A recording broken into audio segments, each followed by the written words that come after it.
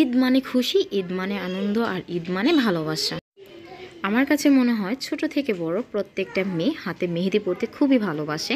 আর আমিও মেহেদি পরতে খুবই ভালোবাসি। যেহেতু আজকে চাঁদ রাত, সেজন্য মেহেদি পরছিলাম। যত ব্যস্ততাই হোক না কেন আমি প্রত্যেক চাঁদ রাতে মেহেদি পরি, আমার খুব ভালো লাগে। আমি সময় না পেলেও চাঁদ রাতের দিন অল্প একটু হলেও হাতে মেহেদি পরি। আর ঈদের দিন সকালবেলা প্রথমে ঘুম থেকে উঠে সেমাই বানিয়েছিলাম, সেই ভিডিওটা রেকর্ড করতে ভুলে গিয়েছিলাম। সাথে করেছিলাম ভুনা খিচুড়ি আর গরুর মাংস। তোর পাপা নামাজ পড়ে এসে আগে গরুর মাংস আর ভুনা খিচুড়িটা খেয়ে নিল, তারপর দেন আমাকে সালামিটা দিয়ে দিল। তো ওদের পাপা সবসময় আগে বাসায় এসে ঈদের দিন আগে আমাকে সালামিটা দিয়ে দেয়। আসলে এই জিনিসটা আমার খুবই ভালো লাগে। তারপর পাপা খাওয়া দাওয়া শেষ করে দুই ছেলেকে রেডি করিয়ে দিচ্ছিল। আমার বাচ্চারা যখন রেডি হচ্ছিল তখন আসলে আমার ছোটোবেলার কথা খুবই মনে পড়ছিল। আব্বু যখন নামাজ পড়তে যেত, আম্মু রান্না টান্না করতো, আর এদিক দিয়ে আমরা একদম রেডি হয়ে যেতাম, আব্বু আম্মুকে সালাম করতাম। আসলে এখন তো বড় হয়ে গেছে, বিয়ে হয়ে গেছে, আসলে জীবনটাই অন্যরকম হয়ে গেছে।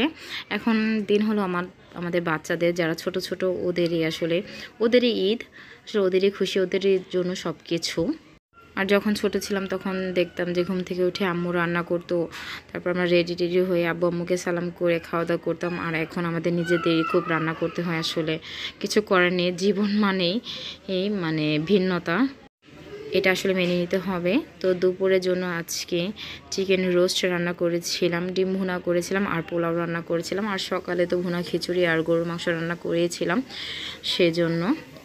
সেজন্য আর তেমন কিছু রান্না করিনি। আর প্রচুর পরিমাণ গরম ছিল, তো ওদের পাপা ওদেরকে বেশিক্ষণ ঘোরাতে পারেনি, অল্প একটু ঘুরে বাসায় চলে এসেছে। তারপর তাড়াতাড়ি ড্রেস খুলে দিচ্ছিল, কারণ প্রচণ্ড পরিমাণ গরম ছিল। দেন ওর পাপাকে আমি দুপুরে খাবার খেতে দিলাম।